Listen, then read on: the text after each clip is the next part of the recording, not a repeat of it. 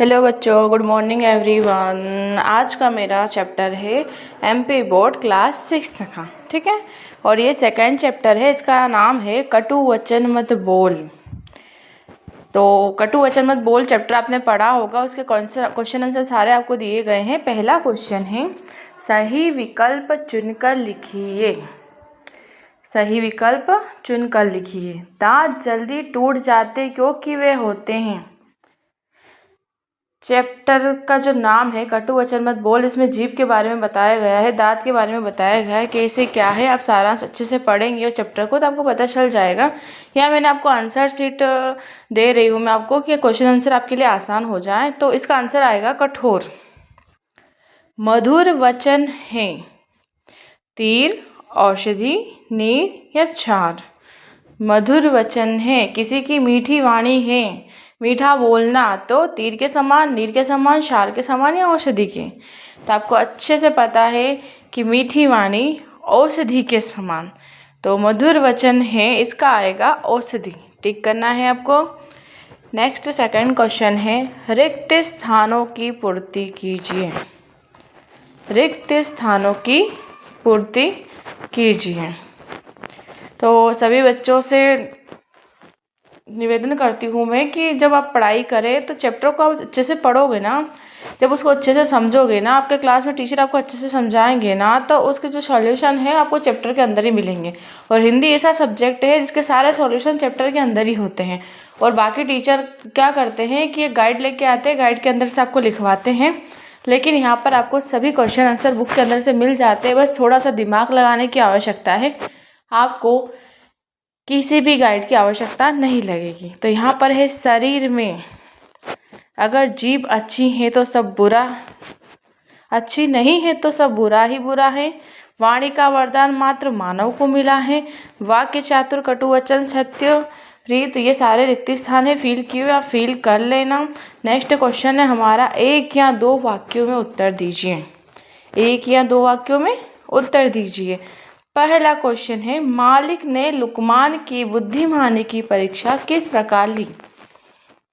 मालिक ने लुकमान के बुद्धिमानी की परीक्षा किस प्रकार ली, यह हमारा क्वेश्चन बनता है। तो देखिए अब यहाँ पर आपको इसका आंसर मिल जाएगा। मालिक ने लुकमान के बुद्धिमानी की परीक्षा कुछ प्रश्न पूछ कर ली कि शरीर का कौन सा हिस्सा सबसे अच्छा और कौन सा सबसे बुरा है। सेकंड क्वेश्चन, जिज्ञासु ने कन्फ्यूजन से क्या प्रश्न किए। जिज्ञासु ने कन्फ्यूजन से प्रश्न किया कि सबसे दीर्घजीवी कौन है। थर्ड क्वेश्चन है श्रीमती शास्त्री जी नौकर पर क्रोधित क्यों हुए। इसका आंसर है श्रीमती शास्त्री जी नौकर पर क्रोधित इसलिए हुए क्योंकि उससे कोई काम बिगड़ गया था। फोर्थ क्वेश्चन है बच्चों यहाँ पर जल्दी से, राजा ने स्वप्न में क्या देखा। तो इसका आंसर है राजा ने स्वप्न में देखा कि उसके सारे दांत टूट गए हैं। नेक्स्ट क्वेश्चन है बच्चों यहाँ पर बुलबुल और फूल का संवाद लिखिए। तो इसका आंसर देखिए, बुलबुल ने सुबह सुबह ताजे खिले फूल से कहा, अभिमानी फूल इतराओ मत, इस बाग में तुम्हारे जैसे बहुत फूल खिल चुके हैं। इस पर फूल ने हंसकर कहा, मैं सच्ची बात पर नाराज नहीं होता, इस बात की कि कोई भी अपने प्रिय को कड़वी बात नहीं कहता। ये इसका आंसर बन जाएगा। नेक्स्ट क्वेश्चन है बुक के अंदर आप अच्छे से देख सकते हैं, 3 से 5 वाक्यों में उत्तर लिखना है। थोड़े बड़े क्वेश्चन हैं। लुकमान ने अपने मालिक के दोनों प्रश्नों के उत्तर में जीभ ही क्यों कहा। जो नम्र होता है वह अधिक समय तक जीता है, उदाहरण देकर समझाइए, ठीक है। तो इन क्वेश्चन के आंसर अभी आपको मिल जाएंगे आंसर शीट में। तो चलिए 3 से 5 वाक्यों में उत्तर लिखना है।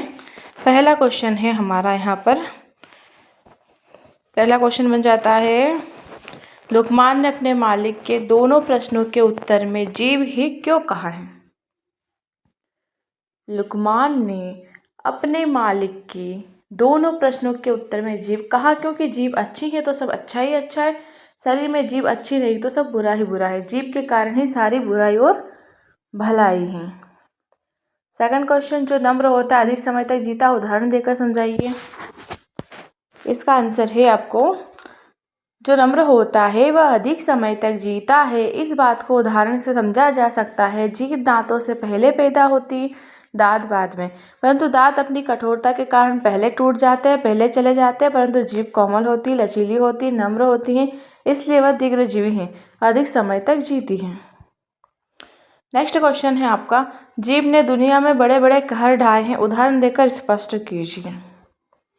तो इसका आंसर है बच्चों, जीभ के दुरुपयोग से समाज में नरक तुल्य कष्टमय वातावरण पैदा होता है। वाणी के प्रयोग से समाज में खुशहाली छा सकती है, परंतु जब उसका सही उपयोग नहीं होता तो पूरा संसार संकट में पड़ जाता है। महाभारत युद्ध भी जीभ के दुरुपयोग के कारण ही हुआ है। नेक्स्ट क्वेश्चन है यहाँ पर हमारा, वाणी तो सभी को मिली हुई परंतु बोलना किसी किसी को ही आता है, भाव स्पष्ट कीजिए। इसका आंसर है, सभी लोगों के जीभ वाणी मिली हुई है, उनके उपयोग में ठीक तरह नहीं जानते, वे बोलने की कला जानकार नहीं है। कोई बात प्रेम की वर्षा करती है तो कोई किसी द्वारा बोले गए शब्द कई झगड़ों पैदा कर देते हैं। यहाँ तक कि यह जीभ का सही उपयोग सुख शांति देने वाला है तो कहीं विपरीत दुख और कलह पैदा करने वाला है। नेक्स्ट क्वेश्चन है यहाँ पर हमारा, कटु वचन मत बोल पाठ से हमें क्या शिक्षा मिलती है। तो इसका आंसर है कि कटु वचन मत बोल पाठ से हमें यह शिक्षा मिलती है कि मनुष्य को हमेशा विनम्र मधुरभाषी होना चाहिए। विनम्र प्रेम पूर्वक भाषा के प्रयोग से मनुष्य दीर्घजीवी होता है।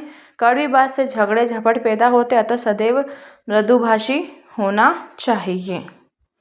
नेक्स्ट यहाँ पर है, सोचिए और बताइए। 3 इंच की जीभ 6 फुट के आदमी को मार सकती है, कैसे।